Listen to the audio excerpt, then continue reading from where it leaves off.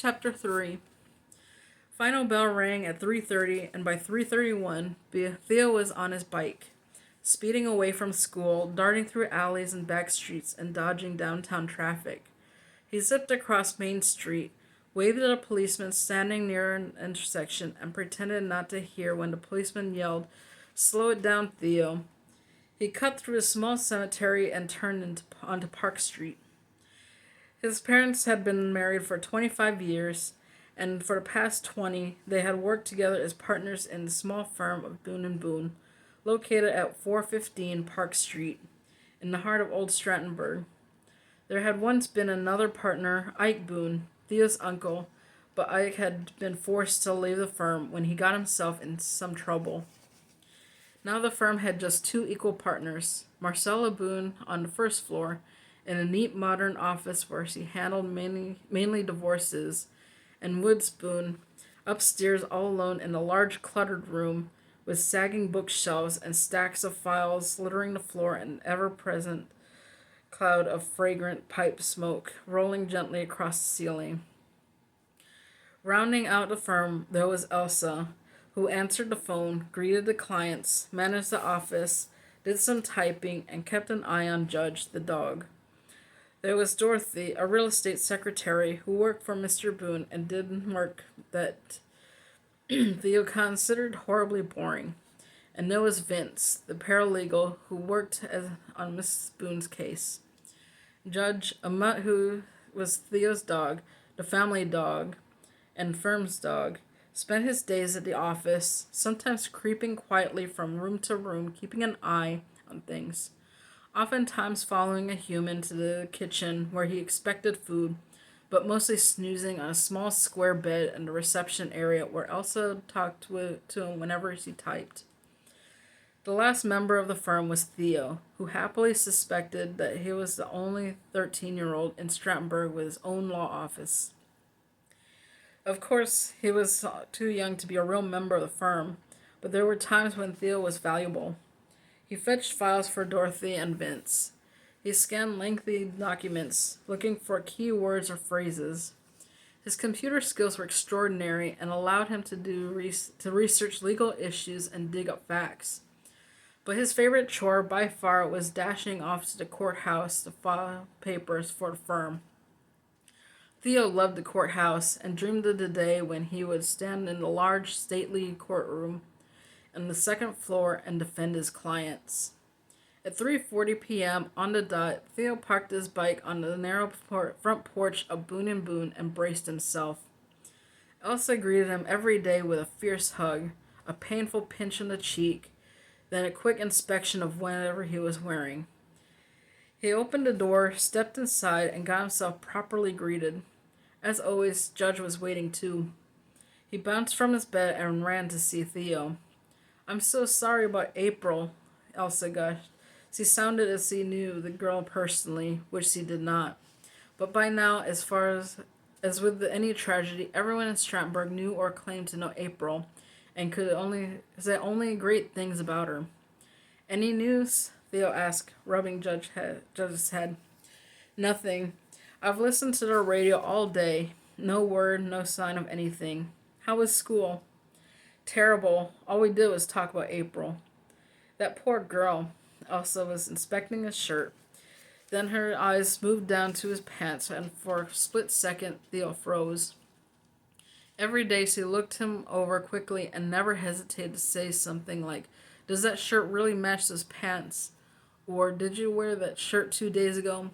This irritated Theo tremendously, and he had complained to both parents, but nothing came to his protests. Elsa was like a member of the family, a second mother to Theo, and if she wanted to quiz him about anything, she did so out of affection. The rumor was that Elsa spent all her money on clothes, and she certainly gave the appearance. Apparently she approved of his attire today. Before she had the chance to comment, Theo kept the conversation going with, "Is my mother in?"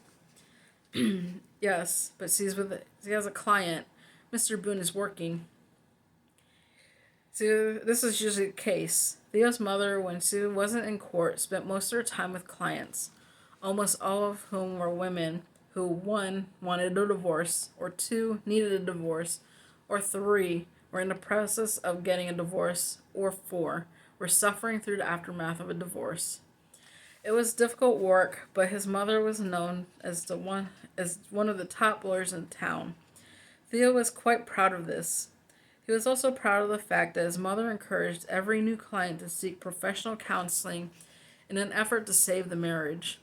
Sadly, though, as he had already learned, some marriages cannot be saved. He bounced up the stairs with Judge at his heels and barged into the spacious and wonderful office of Woods Boone, attorney and counselor at law.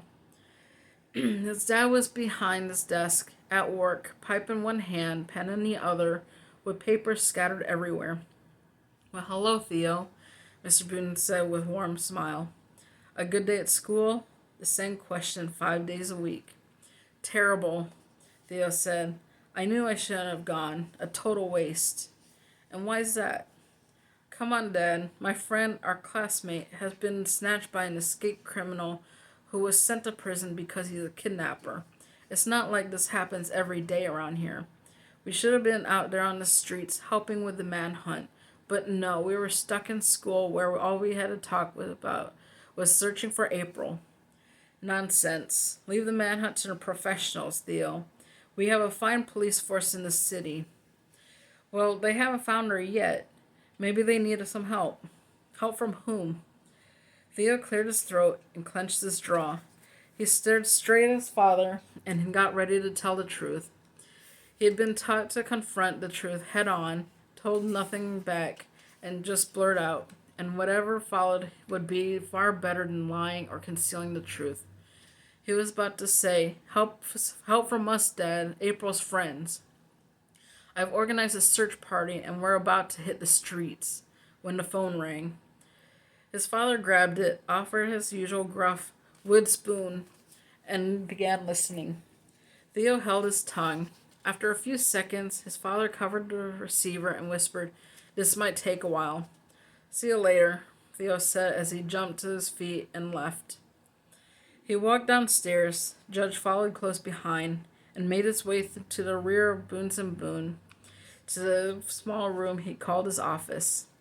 He unloaded his backpack, arranged his books and notebooks, and gave every indication that he was about to plunge into his homework. He was not. The search party he had organized consisted of about 20 of his friends. The plan was to hit the streets in 5 units of 4 bikes each. They had cell phones and two-way radios. Woody had an iPad with Google Earth and GPS apps. Everyone would be coordinated, with Theo, of course, in charge. They would comb certain areas of town searching for April, and they would distribute flyers with her face in the center and the promise of $1,000 in reward money for information leading to her rescue. They had passed the hat at school and collected almost $200 from the students and teachers. Theo and his friends figured they could get the rest of the money from their parents in the event someone came forward with crucial information. Surely, Theo had argued, the parents would cough up the money if necessary. It was risky, but there was so much at stake and so little time. Theo eased out of the back door, leaving Judge alone and confused, then sneaked around to the front and hopped on his bike. Now see you on chapter 3.